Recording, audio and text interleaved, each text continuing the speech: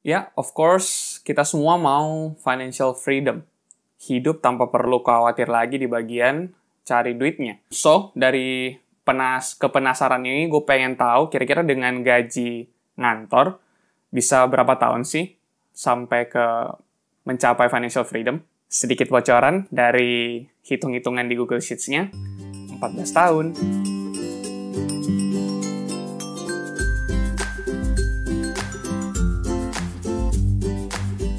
Oke, jadi waktu gue denger bahwa kita perlu membangun aset untuk menghasilkan passive income dan asetnya bisa dibuat dengan bisnis dan invest, gue di situ mulai berpikir kayak, wah, bisnis iya sih, selama ini udah pernah denger kan begitu banyak orang sebutin kalau misalnya kita butuh mulai bisnis lah, membuat usaha kita sendiri, tidak ikut kerja ke orang lain, supaya kita tidak bergantung ke orang.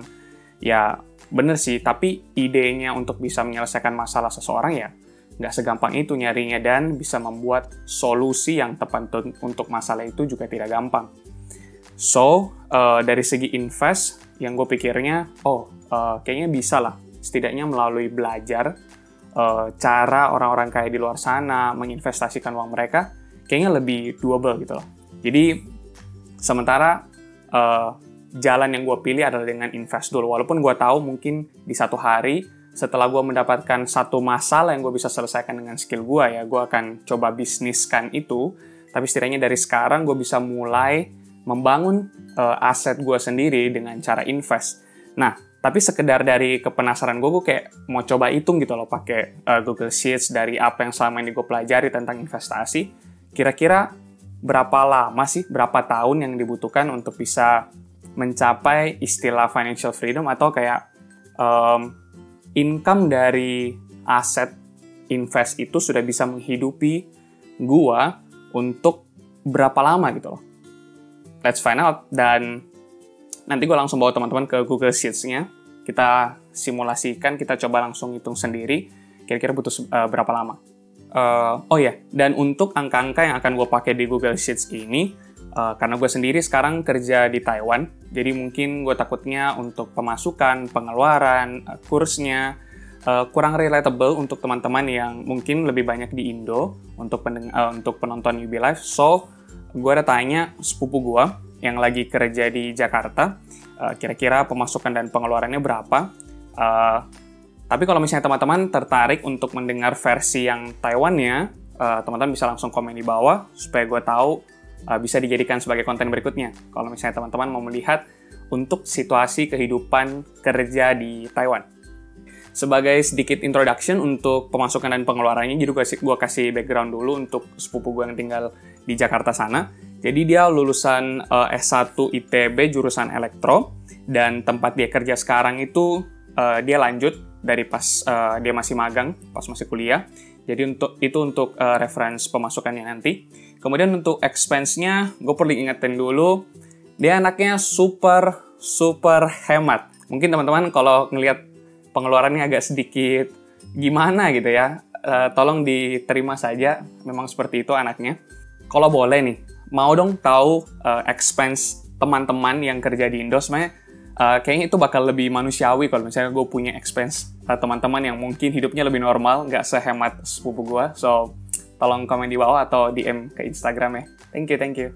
Oke, so kita langsung ke lihat Google Sheets-nya ya, biar gampang. Jadi tampilan terakhirnya seperti ini. Gimana gue bisa bilang 14 tahun? Jadi gue coba misalkan, misalnya di tahun 2020 baru lulus kuliah, baru lulus S1, jadi harusnya umurnya 22 kan. Terus setelah yang gue hitung-hitung di sini, kolom yang ini nanti itu untuk bisa lihat kira-kira dengan total investasi segini itu bisa hidup berapa lama. Di sini gue hitung-hitungnya ada di bagian kanannya. Jadi dia akan terus simulasikan untuk berapa tahun yang akan datang, dan kolom ke kanannya itu cuma ada 68. Jadi di sini dia akan tampilkan 68 kalau misalnya itu udah max. Padahal dia sebenarnya kayak nggak bakal bisa berkurang gitu, tapi investnya akan terus bertambah. Karena kebutuhan yang dipakai untuk per tahunnya lebih kecil daripada pertumbuhan investasinya sendiri. Walaupun sudah nggak ditambahin duit ke sana lagi, tapi kayak return-nya sudah lebih tinggi daripada yang dibutuhkan. Makanya istilahnya kayak bisa terus dipakai sampai max. Nah, Gue coba hapus dulu semuanya, terus nanti kita pelan-pelan isi dari nol supaya teman-teman bisa ikutin gitu loh, gimana cara gue bisa hitung sampai seperti ini. Oke, gue hapus dulu ya kalau gitu, seperti itu. So, untuk income-nya ada di sini. Kemudian untuk expense-nya, untuk expense pengeluarannya seperti ini. Ya, jangan dinyengirin dulu, emang seperti ini pengeluarannya. Setidaknya lihatlah, dia masih ada have fun lah dikit nih pas makan plus-plus dan maksudnya makannya yang lebih enak dikit, dan transport, pergi jalan-jalan, pergi ngedate, masih ada lah sedikit pengeluaran untuk hangout-nya. Nggak sampai segitunya kok sepupu gue. Oke, terus di sini ada beberapa info yang gue pakai sebagai reference untuk nanti hitung formula yang ada di bawahnya. Jadi untuk kenaikan gaji dan inflasi gue ada nemu di satu pos untuk rata-rata kenaikan gaji dan inflasi tahun 2019. Kemudian untuk bunga dan savings ini lumayan lama sih datanya, dari kayaknya 2016 deh. Jadi ini untuk yang kenaikan gaji dan inflasi. Kemudian ini untuk yang apa itu? Bunga untuk tabungan dan return untuk investasinya. Seperti ini. Oke, pertama untuk income-nya. Jadi kita pakai formula ini. Terus kita kan ada kenaikan gaji setiap tahun tuh. Kemudian periodnya artinya dari tahun ini dikurangin tahun reference kita. Habis itu payment amount-nya nggak ada dan kita pakai angka yang ini. Nah, karena nanti gue mau tarik ke bawah, jadi gue tambahin sedikit dollar di sini supaya di situ ini juga. Ini yang gue kurang ini. Nah, kayak gini guys. Jadi nanti dia akan mengikuti dari persenan kenaikan gaji yang di sini untuk simulasikan kalau income-nya akan terus bertambah setiap tahun. Kemudian untuk expense-nya juga sama, jadi kita pakai kayak gini juga. Sorry. Kemudian tahunnya ini kurang yang ini, payment nggak ada. Terus kita pakai sum dari sini ke sini. Oke deh. Nah, kita tambahin dollar buat enak nanti tarik ke bawahnya. Ini, dan ini. Oke deh. Jadi ini juga sama pengeluaran dan kita ada consider juga untuk inflasi. Jadi ada kenaikan gaji, ada inflasi. Itu untuk pemasukan dan pengeluaran.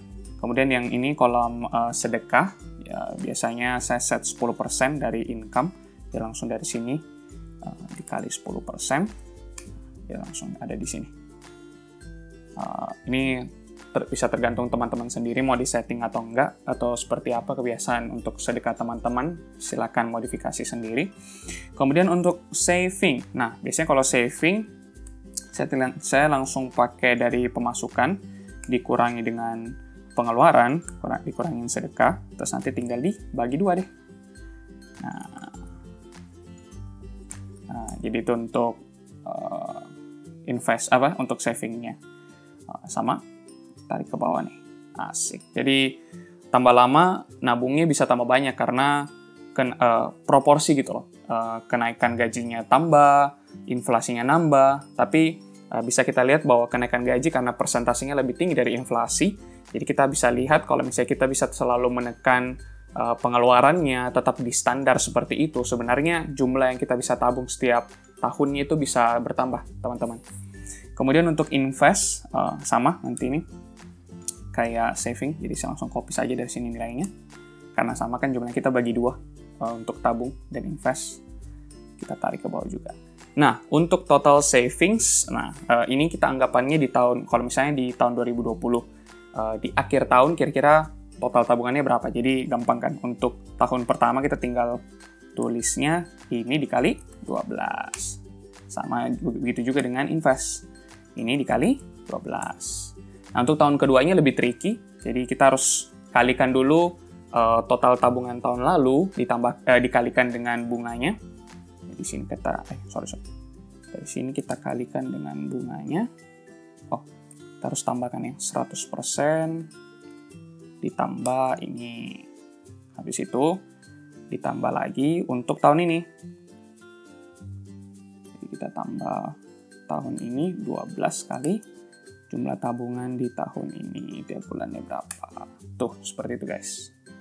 Nah, untuk kita gampang tarik ke bawah, gue tambahin dolarnya dulu. Tambahnya di bunganya. Terus, apa lagi? Udah, itu dong. Kita tarik ke bawah nih. Seret. Jadi, seperti itu untuk total tabungan. Ini berapa tahun sih? 10 tahun ya? Atau 11 tahun? Iya, ini 11 tahun sih sebenarnya. Harusnya sampai 2029. Ya, sama aja lah.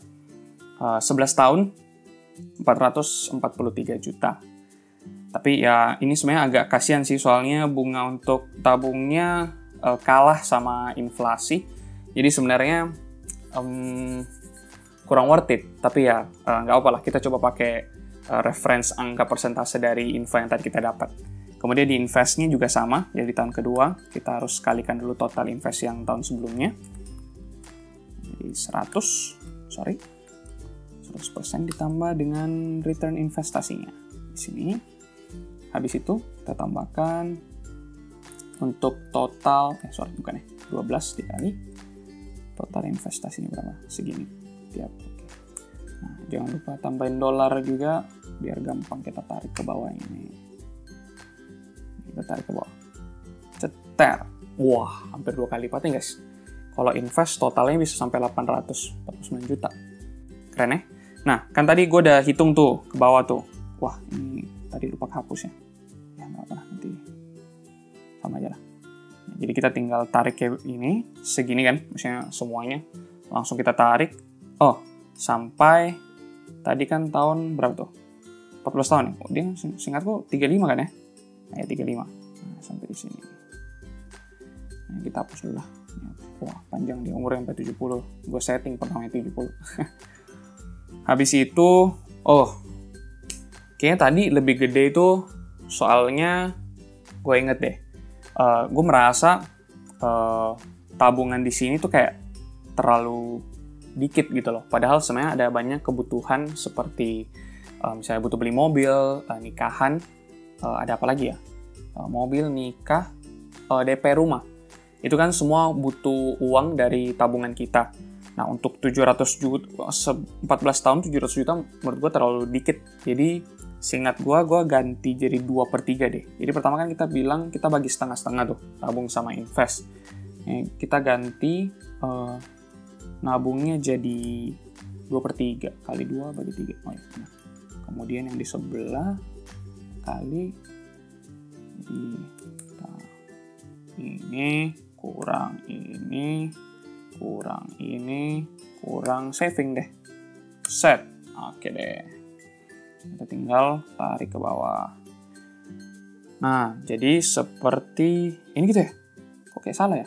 Oh ya, ininya belum ditarik, sorry. Ada, tarik ke bawah. Nah, ini baru benar nih. Jadi, nah ini kan angkanya lebih mirip dengan tadi di awal kan. Kemudian, dari sini kan kita mau tahu nih, kalau misalnya di umur berapa? 35. Gue udah mau berhenti kerja. Jadi gue udah nggak punya income lagi. Tapi, expense-nya masih ada kan? Sesuai dengan standar invest, pengeluaran yang tadi sudah ada di atas sini.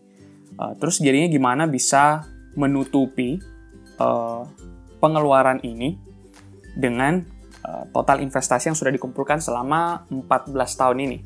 Nah, jadinya, waduh, lupa loh rumusnya. Gue undo sampai rumus yang tadi dulu kali ya. Oke, kita sudah kembali ke sini guys. Oke, jadi di umur 35 ya. Oke, di sini guys. Jadi pertama gue harus cari tahu dulu kan, soalnya expense pengeluarannya itu kan di sini. Coba lihat, kan dia setiap tahun kan pasti akan nambah sesuai dengan inflasi. Jadi gue harus totalin dulu nih pengeluarannya di tahun tersebut dikali 12. Nah, gimana cara gue pindahin data yang ada di sini? Bisa pindah ke kanan sini. Jadi ini gue delete dulu yang ini. Nah, kayak gini deh. Iya deh. Ini dihapus. Tak. Bener kan? Nah, jadi ini itu yang ini guys. Dia mirror, dia cerminin expense yang di sini. Terus nanti gue tinggal kali 12. Nah, itu kan artinya pengeluaran untuk tahun 2033 yang 10.065.000 ini, gue kali 12 itu 1 tahun butuh segini. Nah, jadi istilahnya gue mau coba testing nih, dari 885 juta total invest gue di akhir tahun 2032, gue kurangin dulu untuk kebutuhan 1 tahun yang akan datang. Dan kira-kira bagaimana keadaan investasinya di akhir tahun 2033, yang ini kan, yang expense-nya tadi 10.065.000. Kira-kira berapa investasi di akhir tahun 2033? Kalau misalnya gue udah nggak kerja di tahun ini, jadi kalau misalnya income yang ini udah 0 gitu loh, gue tinggal bikin, artinya yang kayak tadi kan, yang ini dikurang, ini yang dikali 12, bener kan? Habis itu kita kasih retur investasinya 100%, tambah, mana tadi retur investasi kok? Ini dia. Ceter. Terus kita kasih dolarnya yang di sini nih. Nah, jadi deh. Jadi bisa dilihat kayak ada 885 juta dikurangi tadi untuk expense tahun 2033 kan sekitar 100 juta. Wah, sebenarnya masih naik loh duitnya dari 885 ke 898. Tapi kalau misalnya nih, coba lihat ya. Kita scroll ke kanan. Sebenarnya akan ada satu waktu itu investnya akan minus di tahun ini. Nih. Saya kasih warna merah deh, biar kelihatan. Merah. Nah, jadi mulai dari sini tuh merah semua nih. Jadi minus, sebenarnya. Jadi nggak cukup gitu loh. Kalau misalnya cuma invest sampai tahun... salah. Ini ya. Kalau misalnya invest sampai tahun 2032, itu 13 tahun kan. Nggak cukup untuk bisa menghidupi kehidupan sampai kapanpun ya. Ya, biasanya sampai 14 tahun ke depan doang gitu loh hasil investasinya. Sedangkan kalau misalnya tunggu 1 tahun lagi, sampai di total investasinya ada 1,1 M lah, sekitar segitu. Nah, duitnya ini, kalau misalnya kita coba prediksikan ke kanan, jadi walaupun dikurangi, misalnya tahun 2034 nih, kita udah nggak kerja kan? Udah nggak mau kerja. Tapi kita masih butuh expense di sini. Jadi ini kita bisa delete nih. Kan ini udah nggak ada lagi kan? Nah, di sini dari tahun 2033, inilah total invest untuk tahun 2034. Yang ini untuk 35, 36. Jadi kalau misalnya mau dilihat, sebenarnya dia tidak akan pernah habis gitu loh. Dan bahkan akan selalu naik. Coba lihat. Dia selalu naik. Bahkan yang di atas kan ini tadi nih, yang merah nih. Setelah 14 tahun, udah habis investnya. Udah nggak bisa dipakai buat hidup dengan standar hidup yang di awal tadi. So, setelah 14 tahun, teman-teman, this is it.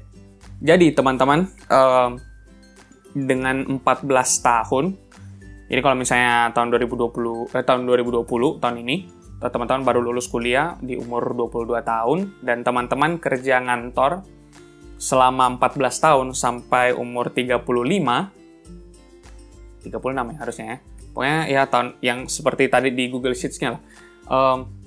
Dengan mengumpulkan investasi dan dengan lifestyle, yaitu pengeluarannya yang sebanyak itu setiap bulan, setiap tahun, jumlah investasi teman-teman tidak akan pernah habis dengan mengikuti angka yang sudah ada. Gitu loh. Jadi mulai dari pemasukan, pengeluaran, kemudian kenaikan gaji udah nggak usah dipikirin lagi, soalnya udah nggak kerja. Inflasi masih harus dipikirkan karena inflasi akan terus ada. Kemudian bunga savings kecil banget sih, kayak itu 2,4 kayak agak sampah, cuma ya udahlah. Dan return invest yang setinggi ini, mungkin teman-teman berpikir kayak, tapi kan itu simple banget hidupnya, kayak nah belum nanti kalau udah nikah, punya anak, gimana untuk pengeluaran anak, kemudian gimana untuk apa lagi, kenaikan gajinya nggak setinggi itu gitu loh.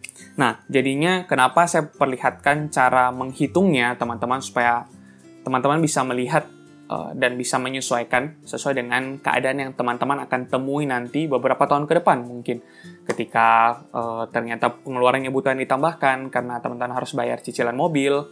No. Jangan cicil mobil, cicil rumah aja. Mobil beli pakai tabungan, bisa langsung cash bakal lebih oke. Apalagi kalau misalnya belinya jangan yang baru, beli yang bekas aja.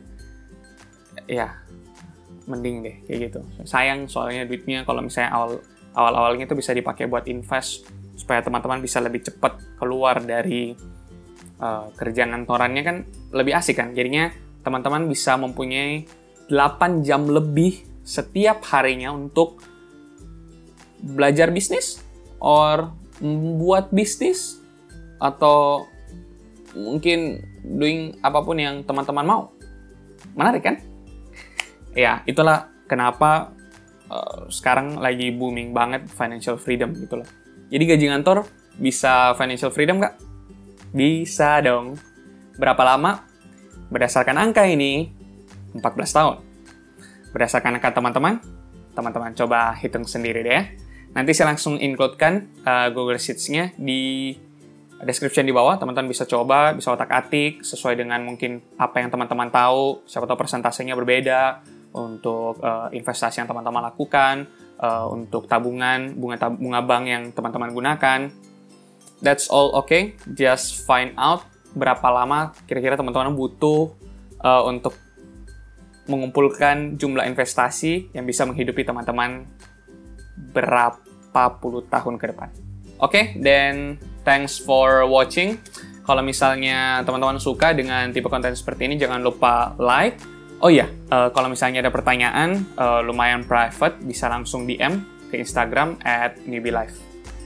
Dan kalau ternyata kamu baru di sini, jangan lupa subscribe, tinggal klik di sini. Sampai ketemu di video berikutnya. Bye-bye.